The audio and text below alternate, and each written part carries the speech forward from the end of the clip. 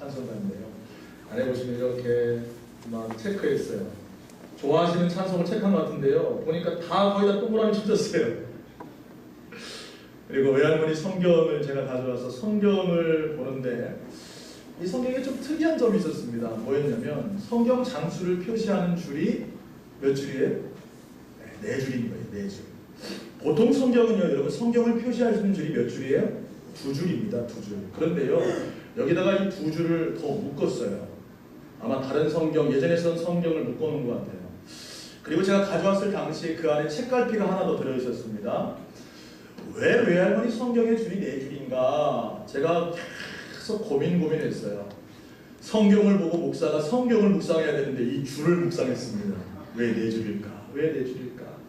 왜 성경의 줄이 네 줄일까? 제가 고민하다가 내린 결론은 이거였습니다. 저희 외할머니는요, 새벽에 일어나서 읽는 성경 본문이 달랐고, 아침에 읽었던 성경 본문이 달랐고, 점심에 읽었던 성경 본문, 그리고 저녁에 읽는 성경 본문, 또 안에 책갈피가 하나 있었는데 오후에 읽는 성경 본문이 달라서 그 성경을 체크하느라고 이 줄이 네 줄이구나. 제가 이런 영감을 받았어요. 어떻게 제 해석이 좀 맞는 것 같아요? 제가 참 이 외할머니의 성경을 가지고 항상 신앙적으로 조금 나태해지거나 연약해질 때마다 이 성경을 펴놓고 제가 읽습니다. 저희 외할머니가 이제 돌아가시기 전에 잠깐 동안 사용하시던 성경인데요. 성경 빽빽히 밑줄이 쳐져 있고 외할머니의 손때가 묻은 성경을 저는 굉장히 사랑합니다. 제가 지난주부터 여러분과 함께 성경에 대한 말씀을 나누고 있습니다. 여러분, 우리 크리스찬의 신앙의 베이직 가운데 두 요소는 무엇이냐면 기도와 말씀이라는 요소예요. 따라합시다. 기도와 말씀이 중요하다. 뭐가 중요하다고요? 기도와 말씀. 저는 여러분의 믿음이 잘 자라기를 소원합니다. 새벽마다 기도하는 것은 그겁니다. 하나님, 우리 성도들의 신앙이 성숙하게 하여 주옵소서. 예수님과 함께 하시고 저들의 믿음이 자라나서 하나님께 영광 돌리는 자들 되길 원합니다. 이런 기도를 해요. 그러면 우리의 믿음이 잘 자라나려면 필요한 두 요소가 무엇이냐? 기도와 말씀. 이 두 가지는요, 여러분이 하나님 앞에 가는 그날까지 빼먹지 말고 해야 할 기본기 중에 기본기라는 겁니다. 우리는 기도를 통해 우리의 소원을 하나님께 아뢰입니다. 그런데 제가 여러분에게 기도에 대한 말씀을 드리면서 기도는 하나님과 뭐다? 대화다 그랬어요. 그러면 여러분, 우리가 하나님께 우리의 소원은 기도를 통해 말씀을 드리는데 하나님의 말씀, 하나님의 뜻은 무엇을 통해 받을 수 있을까요? 하나님은 우리에게 말씀하시는 여러 통로들이 있습니다. 첫 번째는요, 따라합시다. 직접 말씀하신다. 어떻게 말씀하신다고요? 직접 말씀하십니다.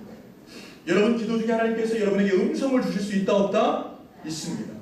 하나님은 여러분이 기도하는 가운데 사랑하는 아들아, 사랑하는 딸아, 네가 이렇게 하길 원한다. 직접적으로 하나님은 말씀하실 수 있어요.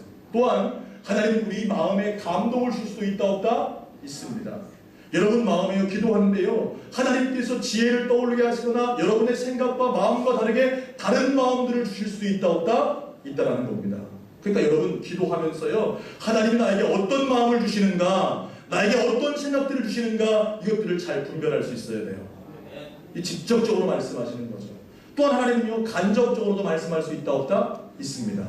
뭘 통해 말씀하시냐면요, 사람들을 통해서 말씀할 수 있어요. 누구를 통해 말씀하신다고요? 사람들을 통해서. 제가 여러분에게 몇 주 전에 푸드 시어링 사역에 대해서 말씀드렸습니다.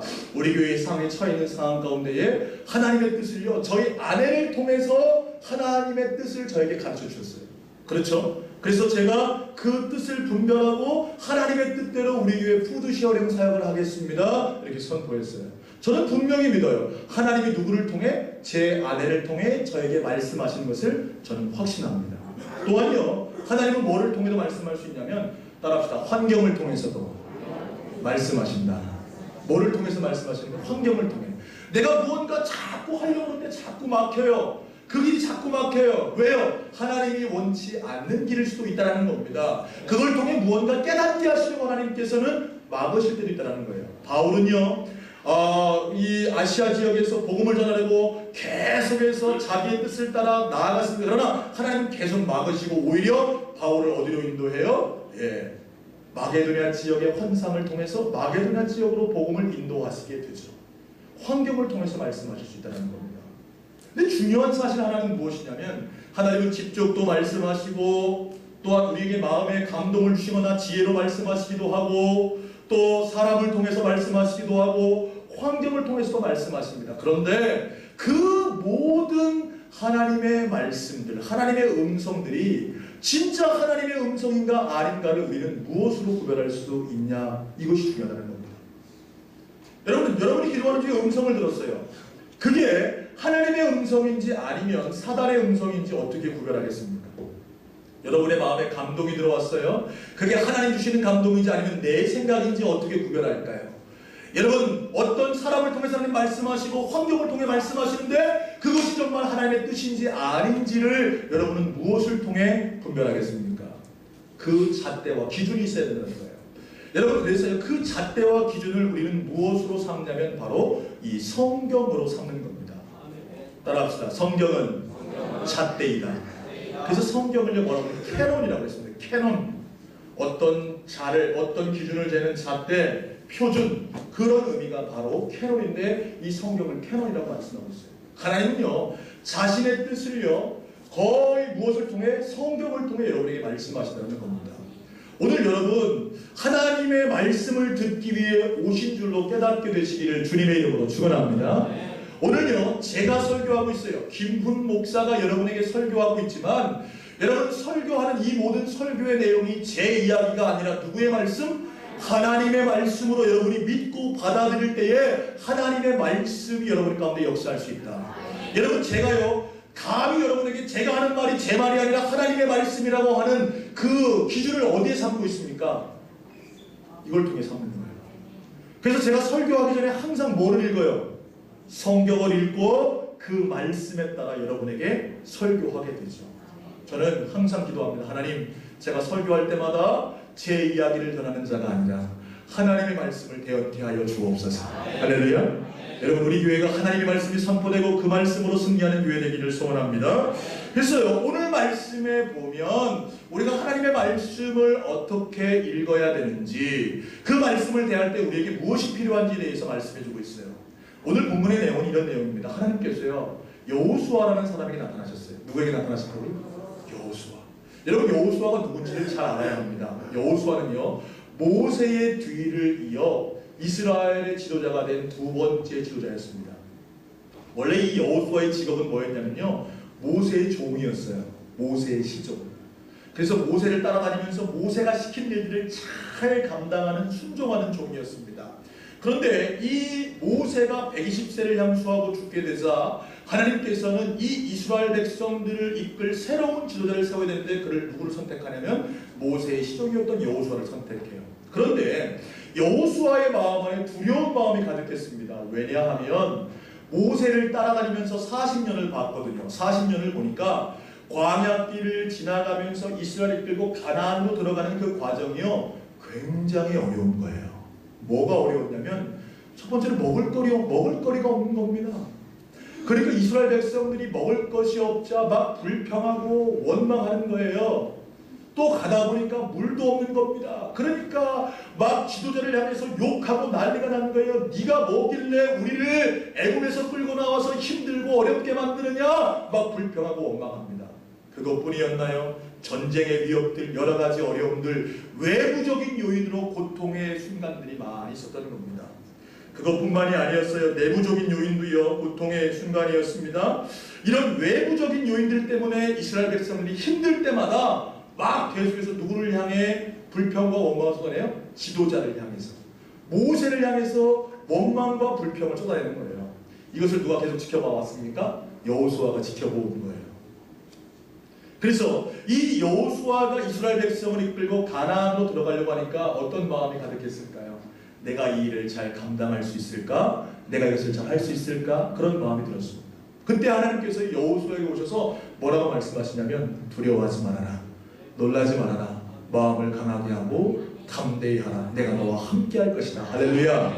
사랑하는 여러분, 우리도 이 땅을 살아갈 때요, 수많은 어려움과 힘듦과 고통들이 있어요. 외부적 요인 때문에 힘들 수도 있고요, 여러분의 가정의 내부적 요인 때문에도 힘들 수 있습니다. 그러나 오늘 하나님께서 여러분에게 찾아오셔서 말씀하십니다. 두려워하지 말아라. 놀라지 말아라. 내가 너와 함께 할 것이다. 할렐루야. 여러분 살아계셔서 그 역사하신 하나님께서 오늘 여러분과 함께 하심을 깨달을 수 있는 저와 여러분 되시기를 주님의 이름으로 축원합니다.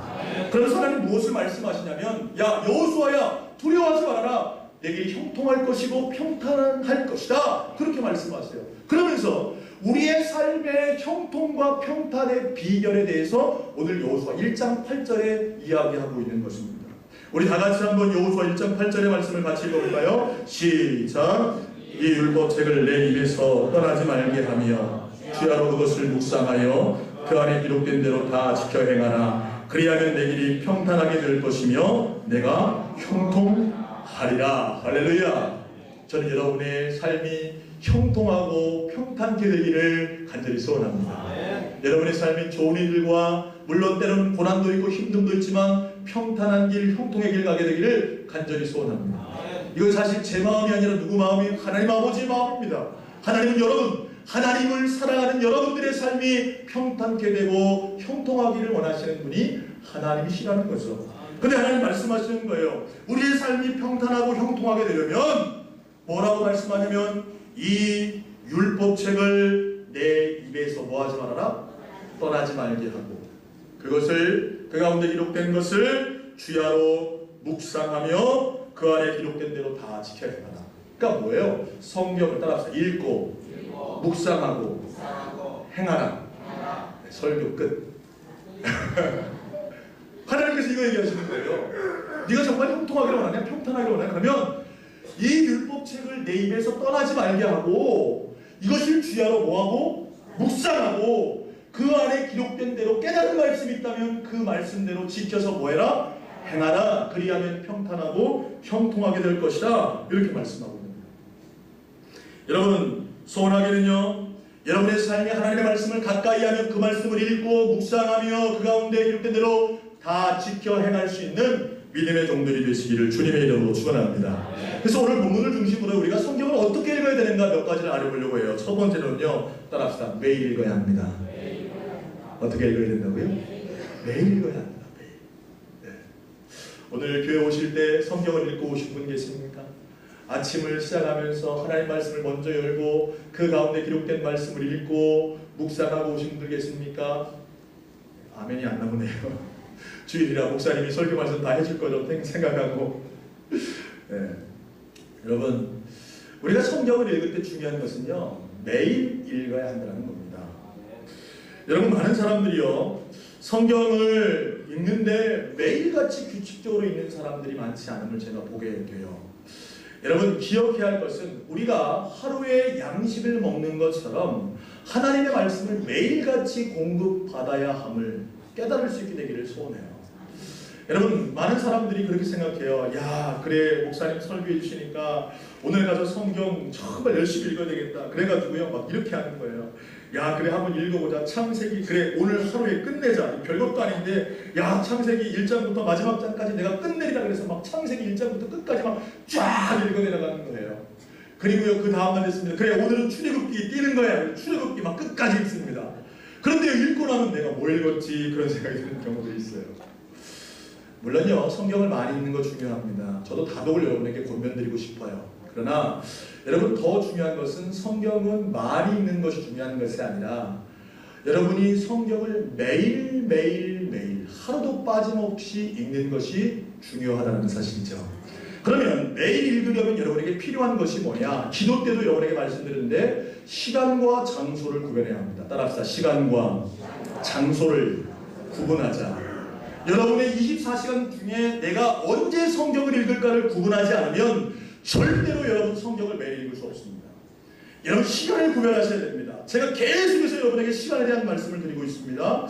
여러분 소원하기는요 여러분의 24시간 중에 하나님께 경건 생활을 위해 투자할 수 있는 시간과 장소를 구분할 수 있는 믿음의 종들 되시기를 주님의 이름으로 축복합니다. 3월에 대신방을 시작하려고 기도하는 중에 있습니다. 제가 대신방 가서 꼭 물어볼 겁니다. 뭐라고 물어볼 거냐면요 사랑하는 장로님, 사랑하는 권사님, 집사님 성경 언제 읽으세요? 그때요 한 몇 초 동안 머뭇머뭇거리는 분은 시간을 구별 안 하시는 분이에요. 얼굴이 빨개지시는 분들도 시간을 구별 안 하시는 분들입니다. 여러분 제가 분명히 말씀드렸어요. 여러분 신방 가서 제가 뭐 물어본다고요? 언제 성경 읽는지 제가 물어본다고 그랬어요. 시간을 구별하셔야 돼요. 그래서 그 시간만큼은 내가 성경을 읽을 것이다. 그리고 여러분이 매일 성경을 읽을 때 중요한 것이 뭐냐면 너무 많은 분량을 읽으려고 하지 말라는 겁니다. 물론 훈련이 돼서 하루에 3장, 5장, 10장 읽으시는 분들 있습니다. 여러분 그런 분들은요 계속해서 그렇게 성경 읽어가시면 됩니다. 그런데 나는 성경 읽기가 훈련이 안 됐습니다 목사님, 매일같이 읽기를 원합니다 하는 분들은요 성경을 너무 많이 읽으려고 하지 말고 한 장 이내로 읽으라는 겁니다. 몇 장 이내로요? 한 장 이내로. 더 좋은 것은요 여러분 성경을 읽을 때 한 단락씩 읽는 게 좋습니다. 여러분 성경을 펴면요 4장 이렇게 3장 이렇게 되면 그 위에 소제목들이 있어요. 여러분 보이시나요? 여러분의 성경을 한번 펴보시면 소제목들이 있습니다. 웬만하면요 그 소제목 하나 정도만 읽어라. 몇 개만 읽어라? 더도 말고 덜도 말고 소제목 하나만 읽으십시오. 그 내용이 무슨 내용인가 정확하게 정독하면서 그 말씀을 읽어가라. 여러분 그렇게 작은 분량들을 정확하게 정독해 나갈 때에 여러분들이 매일 성경을 읽어갈 수 있다는 사실입니다. 그런데요 여러분 성경을 매일 읽을 때 더 중요한 것이 매일 읽는 것보다 더 중요한 게 있어요. 그게 뭐냐면요 이 성경을 하나님의 말씀으로 경외하라는 거예요. 따라합시다. 성경을 하나님의 말씀으로 인정하고 경외하자. 믿으십니까? 이게 중요해요. 여러분 성경을 매일 목사님 저 성경 매일 읽었습니다. 3장 읽었습니다. 4장 읽었습니다. 10장 읽었습니다. 이렇게 말하는 것이 중요한 것이 아니라 이 성경을 읽을 때 성경을 그냥 일반 서적처럼 읽는 게 아니라 하나님의 말씀으로 인정하고 이 성경에 대해 하나님의 말씀에 대해 경외심을 가지고 성경을 읽는 것이 중요하다는 거예요. 여러분 우리가 왜 이 말씀을 성경이라고 말하고 있습니까? 왜 거룩한 책이라고 말하는 이 말입니다. 여러분 이 말씀을 주신 분이 누구세요? 하나님이시기 때문에 그렇다는 겁니다. 그래서요 디모데후서 3장 16절 말씀에 보면 모든 성경은 하나님의 감동으로 된 것으로 뭐로 됐다고요? 감동으로 됐다. 이 성경을 쓴 기자들이요 그냥 자기 생각을 기록한 게 아니에요. 하나님이 감동을 주셨어요. 하나님께서 영적인 감동을 주셔서 하나님의 생각과 하나님의 말씀을 이 책에 기록하게 한 것입니다. 그렇기 때문에 여러분 성경의 저자는 누구예요? 따라합시다. 하나님이 저자이시다. 믿으십니까? 그래서 우리는 여기 성경에 권위를 부여하는 거예요. 여러분 그렇기 때문에 성경을 읽을 때마다 누구의 말씀으로? 이 정도에서는 안 돼요. 크게 합시다. 하나님의 말씀으로. 성경을 여는 순간 누가 나에게 말하는 것처럼 하나님이 나에게 말씀하시는 것처럼 그런 경외심을 가지고 읽어야 한다는 거예요. 여러분 많은 사람들이 성경을 대할 때 그 경외심 없이 성경을 보는 겁니다. 야 정말 이 성경 말씀이 진짜야 가짜야 의심하면서 성경을 읽습니다. 봅니다. 야 그래 교회에서 구역 보고하라니까 야 채워야지. 야 10장 채우자. 그래 구역예배 가기 전에 3장 채우자. 이렇게 성경을 보면 이 하나님의 말씀이 내 말씀으로 다가올 수 있다 없다? 없다라는 사실이에요. 사랑하는 여러분 기억하십시오. 성경 읽기의 중요한 포인트는 이 말씀이 하나님의 말씀임을 깨닫고 경외심을 가지고 하나님을 만날 수 있는 기대감을 가지고 성경을 보자는 거예요. 그래서 성경을 읽을 때요 나는 누구를 만나는 것이다? 하나님을 만나는 것이다. 제가 연애하는 시절 저희 아내가 편지를 보내면 기대감을 갖고 기다립니다. 청주에서 저희 아내는 살았고 저는 천안에 살았으니까 만날 수가 없으니까 편지가 오가는 거예요. 사실요 편지가 중요한 건 아니죠. 그러나 그 안에 내용이 중요한 거예요. 왜? 내가 사랑하는 사람이 하는 말들이 그 안에 담겨있기 때문에 막 기다림과 설렘으로 그 편지를 개봉하는 거예요. 다른 편지들은요 대충 읽어봅니다. 그냥 쳐먹습니다. 그런데 저희 아내의 편지만은 어떻게 해요? 고이 간직하는 거예요. 왜? 내가 사랑하는 사람의 글이기 때문에 고이 간직하는 거죠. 여러분 성경을 소중히 여기시길 바랍니다. 그래서 여러분 성경이 소중히 여기셔야 돼요. 왜? 이 책이 거룩하기 때문이 아니에요. 이 책에 담겨있는 누구의 말씀이 거룩하기 때문이에요? 하나님의 말씀이 거룩하기 때문이에요. 성경을 읽으실 때요 그냥 말 읽지 마세요. 웬만하면요 몸가짐도 바르게 하고요 여러분 한번 세수도 하고요 좀 내가 정말 하나님을 만나는구나 그런 경외심을 가지고 성경을 보십시오. 그럴 때에 여러분 이 성경 읽기가 달라지는 줄로 깨닫게 되시기를 주님의 이름으로 축원합니다. 여러분, 하나님은요 오늘 말씀에 뭐라고 말합니까? 여호수아에게 이렇게 말하는 거예요. 이 율법책을 내 입에서 뭐 하지 말아라? 떠나지 말게 해라. 네. 성경을 읽는데요 입에서 떠나지 말게 하라 그랬어요. 여러분, 성경 읽기 또한 중요한 게 있습니다. 여러분, 말로 고백하며 읽으라는 거예요. 보통 사람들은 이제 성경을 읽을 때 눈으로만 읽습니다. 그러나요, 성경을 읽을 때 입술로 소리를 내서 읽는 게 굉장히 중요합니다. 왜냐하면 여러분, 눈으로만 보면 눈으로만 읽지만 입술로 고백하며 읽으면 성경 말씀을 내가 말하죠. 하나님의 말씀을 말하게 되고 그 말씀을 어떻게 돼요? 듣게 돼요. 그러니까 여러분의 기관들을 다 사용해서 읽게 되는 겁니다. 근데 중요한 것은 왜 하나님은 이 율법의 말씀을 입에서 떠나지 말게 하라고 그랬을까요? 그것은요, 계속해서 성경의 말씀을 읽고 읽으면 여호와를 경외하는 경외심들이 더 생겨지기 때문에 그래요. 신명기 31장 13절에 이런 말씀이 있습니다. 제가 읽어볼게요. 또 너희가 요단을 건너가서 차지할 땅에 거주할 동안에 이 말씀을 알지 못하는 그들의 자녀에게 듣고 내 하나님 여호와 경외하기를 배우게 할지니라. 할렐루야. 여러분, 이 성경의 말씀을 읽고 그 말씀이 내 안에 오는 순간에 우리 안에 누구를 경외하는 마음이 더 일어나게 된다고요? 여호와를 경외하는 마음이 더 일어나게 된다. 여러분, 성경을 대할 때도 여호와를 경외하는 마음도 있지만 그렇게 읽어갈 때에 여러분이 여호와를 경외하는 마음들이 더 일어나게 되는 줄로 깨닫게 되시기를 주님의 이름으로 축원합니다. 왜 그렇습니까? 이 성경을 통해 누구를 만나니까요? 하나님을 만나기 때문에 그렇다라는 겁니다. 두 번째로요, 여러분이 성경 읽기 중요한 것이요, 주야로 묵상해야 한다는 겁니다. 따라합시다. 주야로 묵상하자. 네, 주야로 뭐 하자고요? 묵상하자라는 거예요. 성경 읽기로 끝나면 안 됩니다. 그 말씀을요 주야로 묵상해야 한다는 거예요. 성경은요 지식의 책이 아닙니다. 깨달아져야 해요. 그 말씀이 느껴져야 해요. 그냥 여러분이 성경의 지식을 아는 것으로 끝나면 안 되고 이 말씀이 나에게 하시는 말씀으로 다가와야 한다는 사실이에요. 여러분, 제가 기도에 대한 말씀들을 계속해서 여러분에게 전했습니다. 하나님의 말씀을 선포했습니다. 쉬지 말고 기도하라 그랬고 하나님께 계속해서 여러분 기도할 것을 말했습니다. 그런데 여러분이 기도에 대한 말씀들을 머리로만 알고 가슴으로 그 말씀이 다가오지 않는다면 여러분 그 말씀은 소용없는 거예요. 오늘도 마찬가지죠. 여러분이 성경을 읽을 때 성경의 말씀들을 많이 읽었습니다. 목사님 저는 10도겠습니다. 20도겠습니다. 30도겠습니다. 그러나 여러분의 삶에 그 말씀 한 구절 한 구절이 내 가슴에 다가오지 않는다면 여러분 그 말씀은 의미 없다라는 거예요. 저는 소원하기는요, 여러분이 성경의 말씀을 주야로 묵상할 수 있는 믿음의 사람들 되시기를 주님의 이름으로 축원합니다. 제가 아까 성경을 작은 분량만 읽으라고 그랬어요. 그럼 여러분은 어떻게 하시느냐? 오늘 말씀 보니까 주야로 묵상하라 그랬어요. 그건 뭐예요? 낮이나 밤이나 그 말씀을 생각하라는 거예요. 묵묵히 생각해 봐라는 겁니다. 묵상이라는 건 그거예요.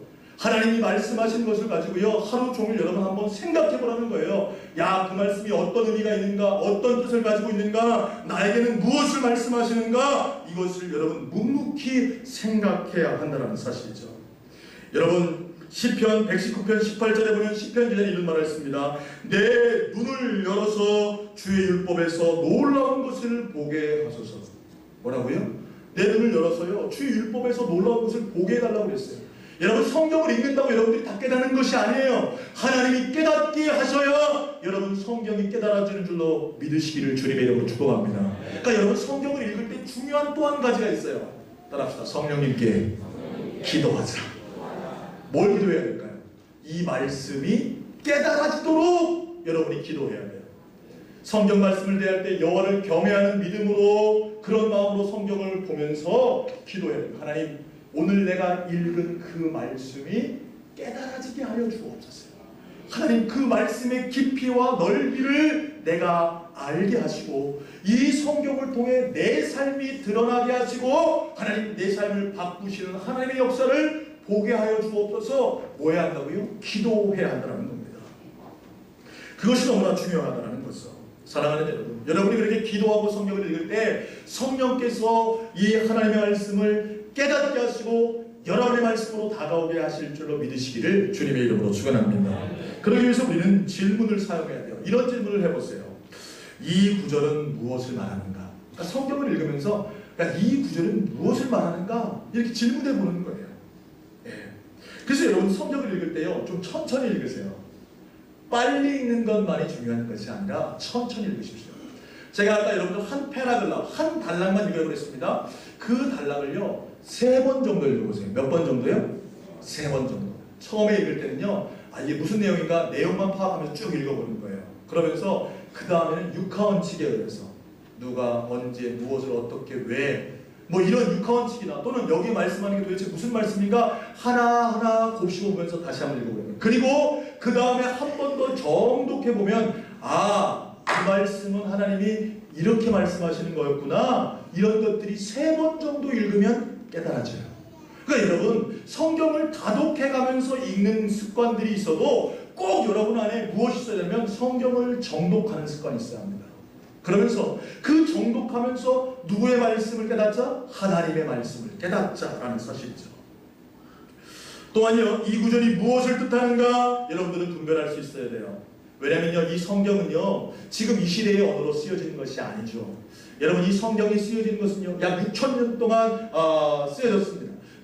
이 성경이 쓰여지는 시간 동안에 그 당시의 문화와 배경, 여러 가지들, 이런 것들이 다 내포되어 있기 때문에 그 당시 시대와 상황과 그 시대 상황에서 말하는 것이기 때문에 우리가 그 뜻을 잘 분별하지 못할 수도 있어요.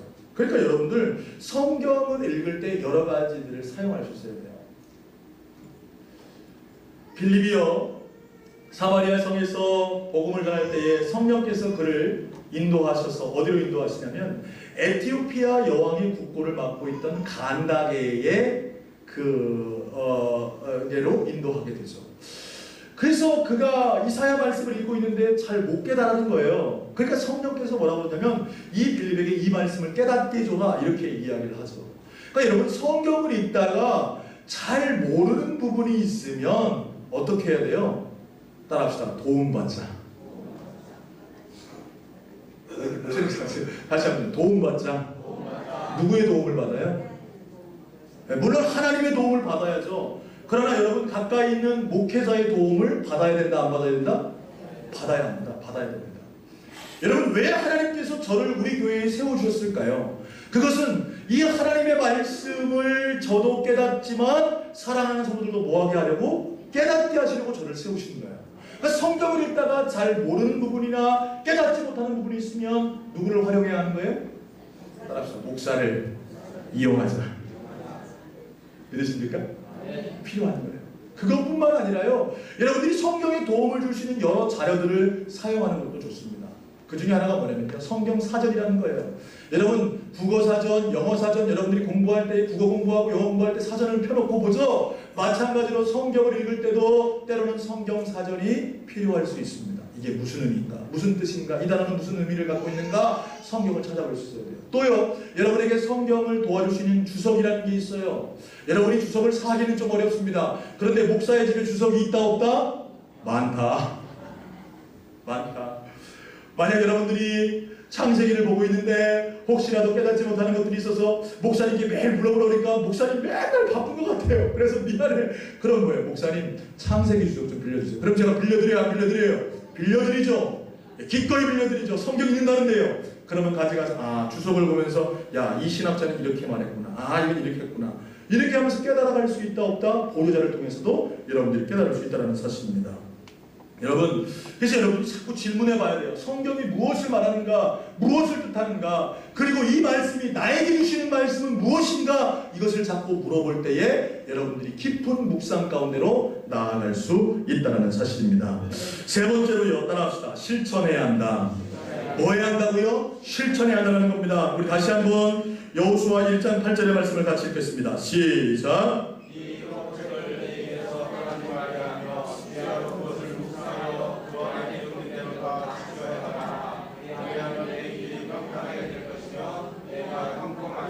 아멘. 여러분, 성경을 읽는 목적이 뭡니까?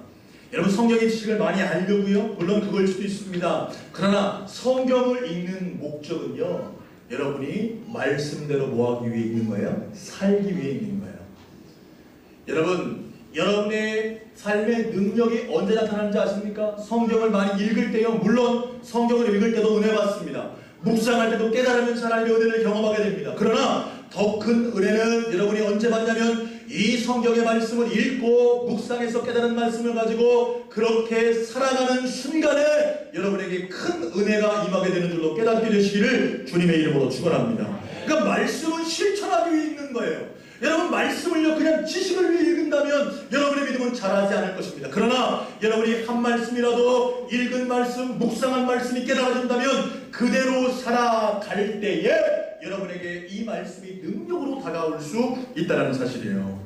그래서 마태복음 7장 24절에는 이렇게 말씀하고 있습니다. 그러므로 누구든지 나의 이 말을 듣고 행하는 자는 그 집을 반석 위에 지은 지혜로운 사람 같으리니, 이렇게 말씀하고 있습니다. 여러분, 저는 여러분이 지혜로운 자들 되길 원합니다. 어떤 자가 지혜 있다고요? 이 말씀대로 실천하며 살아가는 자가 지혜 있는 자라고 성경은 말씀하고 있어요. 시편 기자도 그렇게 말씀하고 있습니다. 여러분, 복 있는 사람에 대해서 말하면서 오직 여호와의 율법을 주야로 묵상하여 그렇게 살아가는 자는 시냇가에 심은 나무가 시절을 쫓아 열매를 맺으며 그 잎사귀가 마르지 아니함 같으니 그가 형통할 것을 성경은 말씀해 주고 있다는 사실이에요. 사랑하는 여러분, 기억하십시오. 여러분, 성경은 뭐 할 때? 실천할 때 능력이 나타난다는 사실입니다. 제가 여러분에게 서론에 저희 할머니 성경을 보여드렸습니다. 이 시간 여러분의 성경을 한번 들어보실래요? 성경이 있으신 분도 있고 없으신 분도 있을 거예요. 여러분, 이 성경이요 50년 뒤에 여러분의 후손의 손에 들려지기를 저는 소원합니다. 그리고 여러분의 후손이 여러분을 추억하시는 거예요. 우리 할아버지가 매일같이 읽으셨던 이 성경의 말씀, 성경대로 살아갔던 그 할아버지의 삶, 할머니의 삶을 내가 그대로 살아가길 원합니다. 여러분의 후손들이 고백하기를 소원해요. 저는 지금도 저희 외할머니의 성경을 손에 잡고 말씀의 사람이었던 그분의 삶을 따라가려고 몸부림치고 있습니다.